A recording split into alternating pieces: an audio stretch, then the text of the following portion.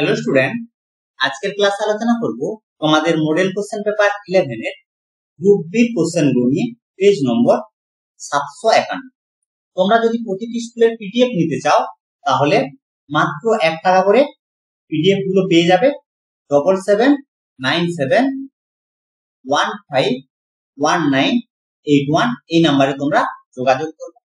প্রতিটি পিডিএফ এ প্রতিটি স্কুলের গ্রুপ এ আর গ্রুপ বি এই দুটো গ্রুপের যে সমস্ত কোশ্চেন গুলো রয়েছে তার উত্তর আর ব্যাখ্যা আলোচনা করেছি। সি আর ডি এই দুটো গ্রুপে ম্যাথ রিলেটেড যে সমস্ত কোশ্চেন গুলো রয়েছে সেগুলো আমি আলোচনা করছি। আর তোমরা যদি আমার কাছে অনলাইনে অঙ্ক ক্লাস করতে চাও তাহলেও তোমরা এই নাম্বারে হোয়াটসঅ্যাপ করবে। দেখো, গ্রুপ বি প্রথম কোশ্চেনে বলেছে ফায়ার আইস কি। ফায়ার আইস হলো মিথেন হাইড্রেট, যা বরফের মতো দেখতে একটি কঠিন পদার্থ যেখানে মিথেন গ্যাস জলের অণু জালির মধ্যে আবদ্ধ। এটাই হচ্ছে কি ফায়ার আইস। শূন্যস্থান পূরণে দেয় এরকম যে ফায়ার আইস হলো ড্যাশ, তখন আমরা শুধুমাত্র লিখবো মিথেন হাইড্রেট। আর যদি বলে যে ফায়ার আইস কি, তখন আমরা এটা লিখবো। পরের কোশ্চেনে বলেছে দেখো সৌরকোষের একটি ব্যবহার। আমরা জানি সৌরকোষে আলোক শক্তি বিদ্যুৎ শক্তি বা তড়িৎ শক্তিতে রূপান্তরিত হয়। তাহলে এর ব্যবহার লিখবো আমরা আলো থেকে বিদ্যুৎ তৈরি করা। ঠিক আছে, পরের কোশ্চেনে কি বলেছে দেখো, বায়ুমণ্ডলে কোন স্তর উষ্ণতা ও জলচক্র নিয়ন্ত্রণ করে? এটা হচ্ছে বায়ুমণ্ডলের প্রথম স্তর, ট্রপোস্ফিয়ার। ঠিক আছে, পরের কোশ্চেনে বলেছে পি বনাম 1/v লেখচিত্রের প্রকৃতি। এর প্রকৃতি হচ্ছে সরলরেখা।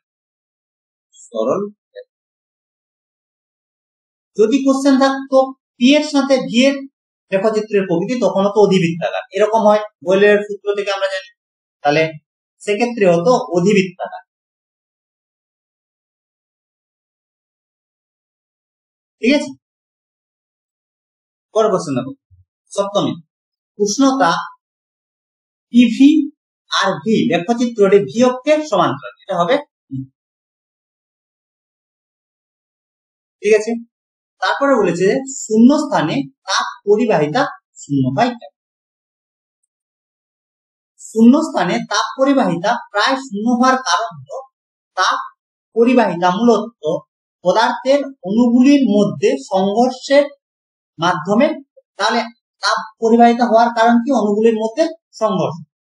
যেহেতু শূন্য স্থানে প্রায় কোনো অণু থাকে না, তাই তাপ স্থানান্তরের জন্য কোনো মাধ্যম না থাকায় তাপ পরিবাহিতা প্রায় থাকে না বললে। তাহলে প্রথম হচ্ছে আমাদের জানতে হবে যে তাপ পরিবাহিতা হয় কেন। তার তাপ পরিবাহিতা হয় একটা কারণের জন্য, অণুগুলি সংঘর্ষের জন্য। এরপর শূন্যস্থানে যেহেতু অণু থাকে না, তাহলে তাদের মধ্যে সংঘর্ষ হবে না। সংঘর্ষ যদি না হয় তাহলে তাপ পরিবাহিত হবে না। বুঝে গেল? পরের কোশ্চেনে কি বলেছে দেখো, যে কোন দর্পণে বস্তুর দৈর্ঘ্যের তুলনায় ছোট দৈর্ঘ্যের প্রতিবিম্ব অসৎ প্রতিবিম্ব গঠিত হতে পারে কি? বলেছে কোন দর্পণে বস্তুর দৈর্ঘ্যের তুলনায় ছোট দৈর্ঘ্যের অসৎ প্রতিবিম্ব হতে পারে কি? এটা হবে হ্যাঁ। পরের কোশ্চেন কি বলেছে দেখো, নীল আলোতে লাল রঙের জবা ফুলকে ড্যাশ দেখায়। এটা হচ্ছে কালো দেখায়। অ্যান্সার হচ্ছে কি কালো। পরের কোশ্চেনে কি বলেছে, ডায়নামোতে কোন শক্তিতে রূপান্তর? এটা হচ্ছে যান্ত্রিক শক্তি থেকে তড়িৎ শক্তি বা বিদ্যুৎ। যান্ত্রিক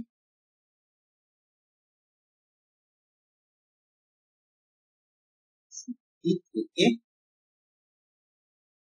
তড়িৎ শক্তি বা বিদ্যুৎ শক্তি। ঠিক আছে, পরের কোশ্চেনে কি বলেছে, ফিউজ তারের উপাদান। ফিউজ তারের উপাদান হচ্ছে সীসা। সংকেত গুলো কিন্তু তোমরা মনে রাখো, সীসা আর হচ্ছে টিন।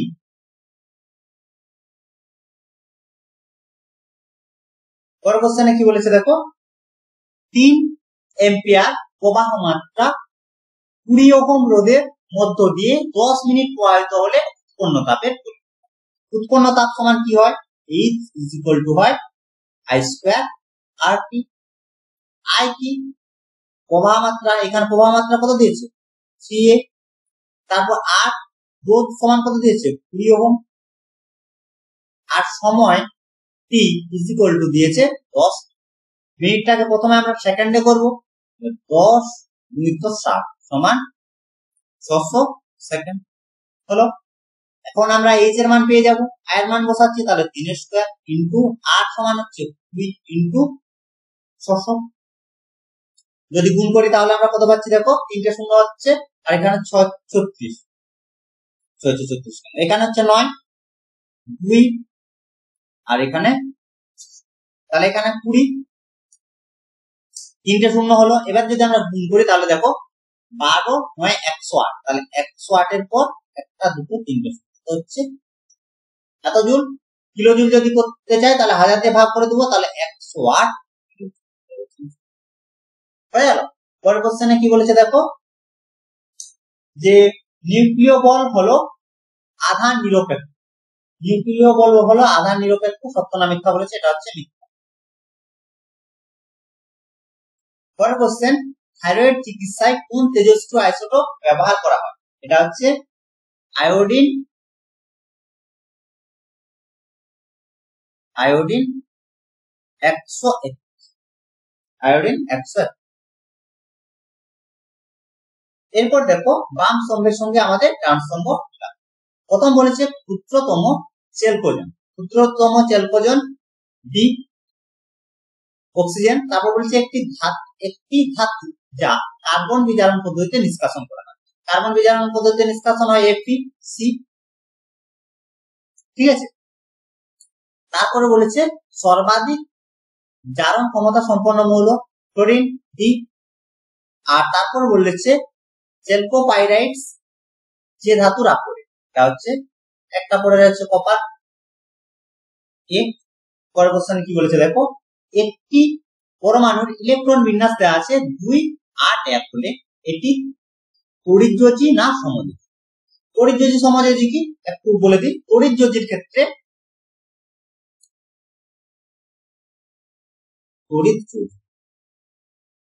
তড়িৎযোজীর ক্ষেত্রে একজন মাত্র ইলেকট্রন প্রদান করবে, একজন মাত্র ইলেকট্রন প্রদান করবে। কেন প্রদান করবে, তার বাইরের পক্ষে যেন 8টি ইলেকট্রন, আর নিবে যে নিবে তার বাইরের ওই পরিমাণ ইলেকট্রন নিলে তার বাইরের পক্ষে যেন 8টি ইলেকট্রন হয়। তাহলে একজন ইলেকট্রন দিয়ে বাইরের পক্ষে 8টি ইলেকট্রন থাকছে, আর একটি পরমাণু হচ্ছে ইলেকট্রন নিয়ে 8টি পরমাণু গঠন করছে বাইরে, ঠিক আছে।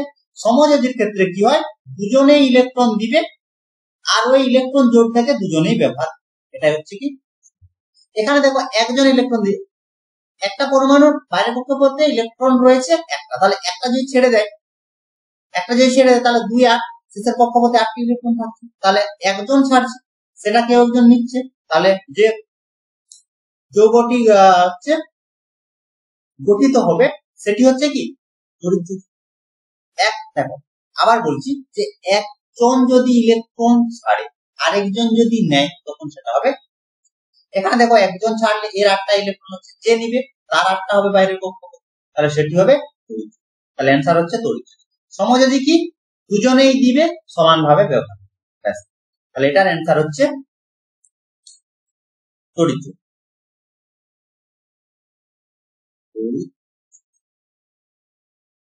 পরের কোশ্চেনে কি বলেছে দেখো, C2H6 অণুতে উপস্থিত সমযোজী বন্ধনের সংখ্যা 7। ছবি আঁকলে তোমরা ক্লিয়ার হবে। দুটো কার্বন রয়েছে, হাইড্রোজেন কটা রয়েছে দেখো 6টা, মানে 3টা দিন হয়েছে। কার্বনের 4টা দরকার, তাহলে একটা হয়ে গেল, তাহলে hydrogen hydrogen hydrogen hydrogen hydrogen, আরেকটা হচ্ছে। মোট কতগুলো বন্ধন রয়েছে দেখো, 1টা 2টা 3টে 4টা 5টা 6টা 7, এখানেও দিয়েছে 7, তাহলে হচ্ছে কি 7। পরের কোশ্চেন কি বলেছে দেখো, H+, Al3+, আর হচ্ছে Cu2+ ক্যাটায়নগুলির মধ্যে কোনটি আগে ক্যাথোডে মুক্ত হবে, অ্যান্সার হবে Cu। পরের কোশ্চেনে বলেছে অ্যানোড মাড প্রথাটি কোন ধাতুর বিশুদ্ধকরণের সঙ্গে যুক্ত, সেটা হচ্ছে কপারের সি। পরের কোশ্চেন, শূন্যস্থান পূরণ। ধাতুর মধ্য দিয়ে তড়িৎ পরিবহন করে ড্যাশ, এটা হচ্ছে মুক্ত ইলেকট্রন।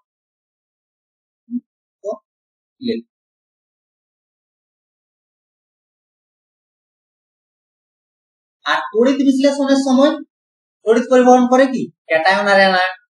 অ্যানায়ন তাহলে হবে সেক্ষেত্রে। পরের কোশ্চেনে বলেছে বজ্রপাতের ফলে বায়ুমণ্ডলের নাইট্রোজেন ও অক্সিজেনের বিক্রিয়ায় কোন যৌগ উৎপন্ন? তাহলে নাইট্রোজেন আর অক্সিজেনের বিক্রিয়ায় NO2, nitrogen dioxide. Nitrogen dioxide,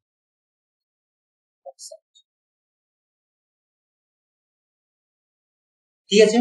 পরের কোশ্চেন কি বলেছে দেখো, অ্যামোনিয়া গ্যাসের সঙ্গে হাইড্রোজেন ক্লোরাইডের বিক্রিয়ায় উৎপন্ন পদার্থটি না। এখানে লিখে দিই NH4Cl, NH4Cl, এর নাম হচ্ছে অ্যামোনিয়া ক্লোরাইড। অ্যামোনিয়া ক্লোরাইড, ঠিক আছে। পরের কোশ্চেনে কি বলেছে, সত্য মিথ্যা? অ্যামোনিয়া বায়ু থেকে ভারী, এটা হবে অ্যামোনিয়া হচ্ছে বায়ু থেকে হালকা।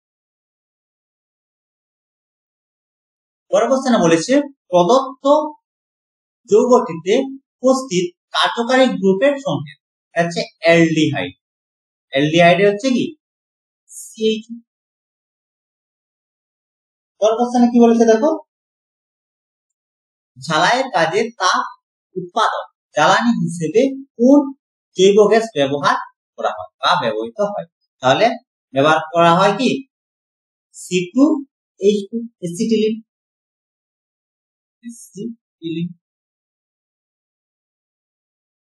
ঠিক আছে, তাহলে অ্যান্সার হচ্ছে কি এসিটিলিন। সংকেতগুলো কেন বলছি মনে রাখবে, তার কারণ অনেক সময় বলেই দেয় যে এর রাসায়নিক সংকেত, তার জন্য তোমরা অবশ্যই সংকেতগুলো সবাই মনে রাখবে। আমি লিখে দিচ্ছি যতগুলো আসছে, তো যেগুলো লিখছি না সেগুলো তোমরা একটু দেখে নিবে, বুঝতে পারছো? তো এই ছিল আজকের ক্লাস। আশা করি আজকের ক্লাসের কোশ্চেন গুলো তোমরা বুঝতে পেরেছো। যদি কোনো সমস্যা থাকে অবশ্যই কমেন্ট করে জানাবে। আর যদি তোমরা পিডিএফ নিতে চাও তাহলে 7797151981 এই নাম্বারে হোয়াটসঅ্যাপ করবে। এখানেই তোমরা আমাকে বলতে পারো তোমরা যদি আমার কাছে ক্লাস করতে চাও তাহলে অনলাইনে। তো আজ এই পর্যন্ত, তোমরা সবাই ভালো থেকো, বাই বাই।